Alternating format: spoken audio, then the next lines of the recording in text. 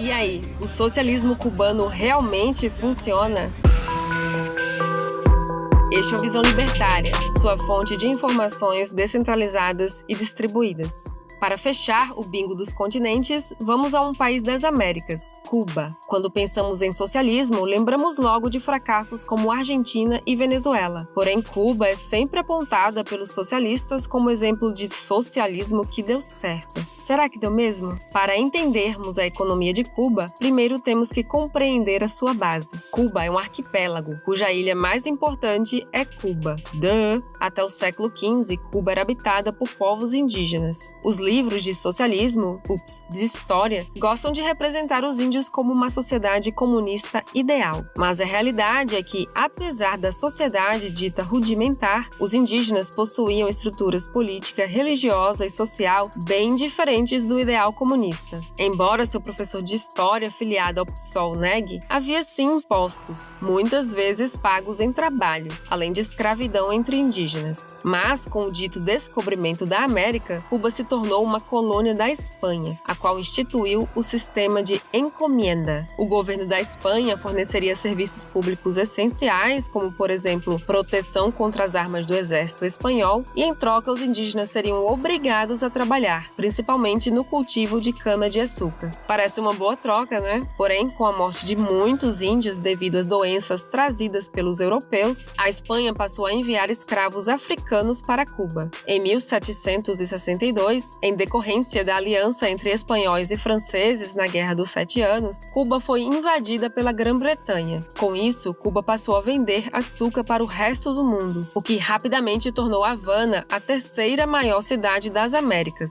Infelizmente, essa abertura comercial durou pouco. Um ano mais tarde, a Grã-Bretanha trocou Cuba pela Flórida, com a Espanha. Hoje parece ter sido um excelente negócio, mas na época muitos britânicos foram contra, pois Cuba era uma colônia rica e próspera por causa do açúcar e a Flórida era uma área pantanosa sem importância. Após sentirem o gostinho da liberdade, os cubanos ficaram descontentes com o colonialismo espanhol, mas a ideia de independência ainda não tinha apoio suficiente para ocorrer. Porém, após a revolta do Haiti, em que os escravos mataram seus antigos senhores, o governo espanhol temeu que algo similar ocorresse em Cuba e passou a impedir o tráfico de escravos. Isso mexeu com os bolsos dos donos dos canaviais e eles prontamente começaram a apoiar a independência de Cuba. Por isso, no decorrer do século XIX, houve diversas revoltas cubanas contra o domínio espanhol, embora sem sucesso. Porém, em fevereiro de 1889, o navio USS Maine, que havia sido enviado para resgatar americanos em Cuba durante as revoltas, foi afundado no porto de Havana. Até hoje não sabemos quem foi o responsável, mas os jornais americanos rapidamente culparam os espanhóis e pediram para que o governo respondesse à altura. Sob pressão da mídia, o governo americano declarou guerra contra a Espanha em abril daquele ano. Essa guerra foi tão unilateral que já em dezembro o governo espanhol assinou sua rendição e concedeu aos Estados Unidos muitos territórios na América, dentre eles Cuba. Sim, Cuba teve a chance de se tornar um estado americano, mas preferiu sua independência, formando a República de Cuba em 1902. A princípio, essa ideia de república não foi bem aceita. Houve diversos golpes e mudanças de presidentes, até se fixar em uma ditadura. E como foi que esse ditador conseguiu se manter no poder?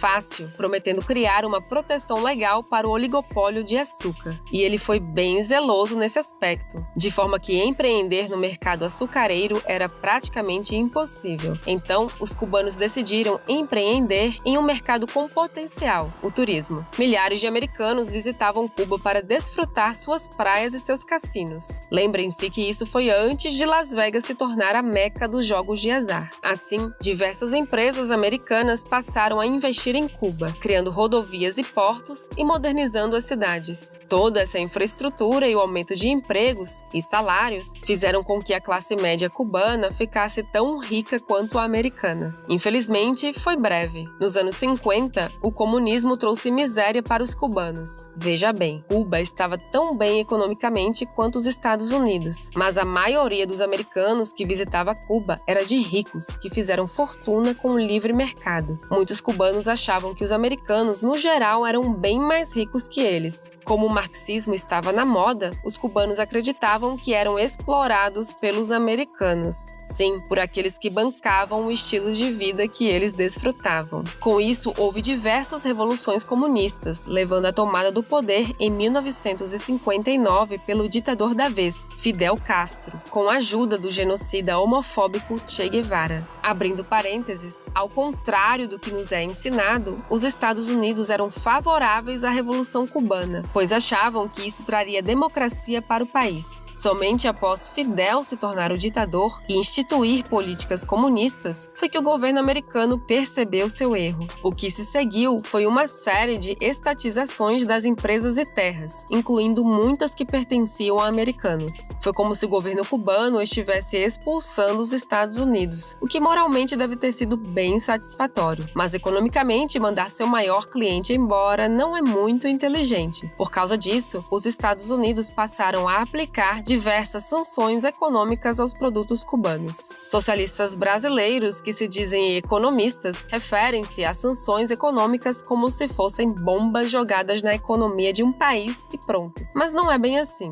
Há vários tipos de sanções. Aqui vamos focar na utilizada no caso cubano, a proibição de compra de produtos ou embargo comercial. Aqui, o governo americano proibiu a compra de açúcar cubano. Isso certamente foi ruim para Cuba, já que perdeu o seu maior cliente, mas também foi prejudicial para os americanos, já que o açúcar cubano, que era o mais acessível, deixou de ser uma opção, e o açúcar e os doces ficaram mais caros. A diferença estava na solução adotada por cada uma das partes para esse problema causado pelo Estado. No mercado mais livre, como o americano, essa subida nos preços rapidamente levou à busca por alternativas. Eis que entra em cena o xarope de milho. Ele não era tão barato quanto o açúcar cubano, mas com o aumento da demanda por esse produto, mais pessoas passaram a cultivar milho, tanto que hoje o maior produtor de milho do mundo, adivinha, são os Estados Unidos. Com o aumento da oferta, o xarope de milho se tornou uma alternativa mais barata que o açúcar cubano. Por outro lado, a economia planificada de Cuba não reagiria tão rápido quanto o livre mercado. Se o planejamento central ordenar, as pessoas vão produzir açúcar ainda que não exista um comprador. Então, o que os cubanos fizeram com esse açúcar? Já que Cuba era governada pelo Partido Comunista, nada mais justo do que pedir ajuda à União Soviética, que passou a comprar o açúcar cubano em troca de maquinário e tecnologia.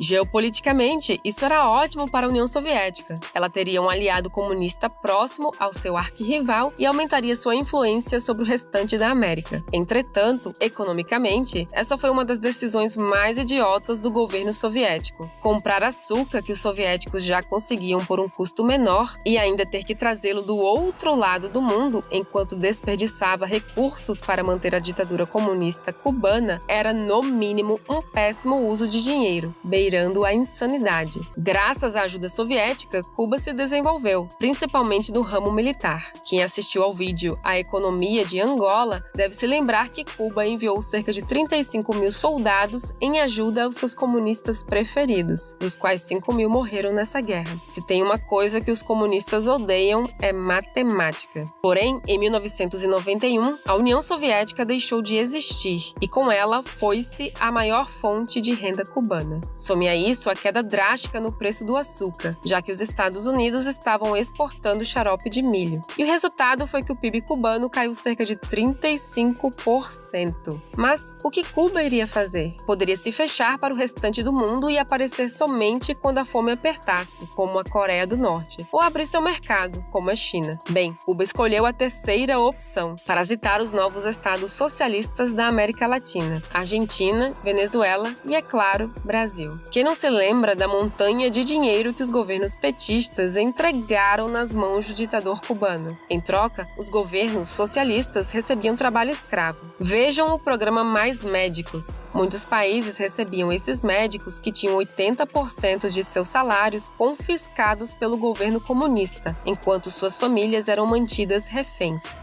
E neste caso, tais médicos possuíam um grau de conhecimento equivalente a alunos do ensino fundamental. Diferentemente Diferentemente do que socialistas brasileiros propagam, educação, saúde e segurança cubanas são péssimas. Eles falam que são boas porque o próprio governo estabelece as metas e manipula os dados. Se o governo diz que basta assinar o próprio nome para ser alfabetizado, então pouco importa se a maioria da população não sabe ler. O Estado venceu o analfabetismo. O único campo em que a educação cubana é um sucesso é na doutrinação. Existem aulas de marxismo até em faculdades de engenharia. Porém, parasitar outros países não foi suficiente para manter o socialismo cubano. Então, em 1994, Cuba lançou um programa para incentivar o turismo. Um ano depois, o turismo já havia ultrapassado o açúcar como fonte de renda para a ditadura cubana. Todo ano, milhões de turistas visitam Cuba, talvez para ver a pobreza do lugar e se sentirem melhores, já que até os carros ainda são os enviados pela União Soviética nos anos 70 e 80. Estima-se que o turismo cubano fature de 1,7 a 1,9 bilhão de dólares por ano. O interessante é que essa reabertura gerou uma situação hilária para a economia cubana. Imaginem a seguinte cena. Duas amigas cubanas se encontram no meio da rua. A primeira pergunta: "Amiga, tudo bem? E o namorado?" E a outra responde: "Miga, não tô mais namorando. Ele mentiu pra mim. Ele me disse que trabalhava como carregador de malas em um hotel, mas descobri que ele era só um neurocirurgião." Essa piada antiga entre economistas, infelizmente é verdadeira. Em Cuba, um neurocirurgião ganha aproximadamente $30 por mês, e a média salarial cubana é de aproximadamente $25, enquanto que um carregador de malas recebe gorjetas de americanos. Se ele receber $1 de gorjeta por dia, ao final do mês receberá mais do que um médico cubano. E olha que ainda não falamos de uma das maiores fontes de renda para os cubanos. Todos os anos, cerca de $2 bilhões são enviados por cubanos que vivem nos Estados Unidos aos seus familiares em Cuba. Não é de se admirar que o governo cubano tente controlar toda a informação e doutrinar ao máximo sua população, chegando até a restringir o acesso à internet. Isso é feito para evitar que os cubanos saibam que podem ter uma vida melhor fora do país. Porém, o contato que eles têm com os turistas já faz com que milhares se lancem ao mar tentando chegar aos Estados Unidos. Coincidentemente, o dinheiro enviado por esses fugitivos de fora do país é o que impede que milhares ou até milhões de cubanos morram de fome. Que fique aqui uma lição para os que acham que a vida é a coisa mais importante. É melhor morrer livre do que viver como escravo. É por isso que milhares de cubanos arriscam suas vidas todos os anos em busca de liberdade. Obrigada por sua audiência. Este artigo foi sugerido e escrito por Liber Rhodes e revisado e narrado por Baby Oda. Se você gostou deste vídeo, deixe seu like e compartilhe o vídeo em sua rede social. Se você deseja acompanhar nosso conteúdo, inscreva-se no canal e clique no ícone de campainha. Até a próxima!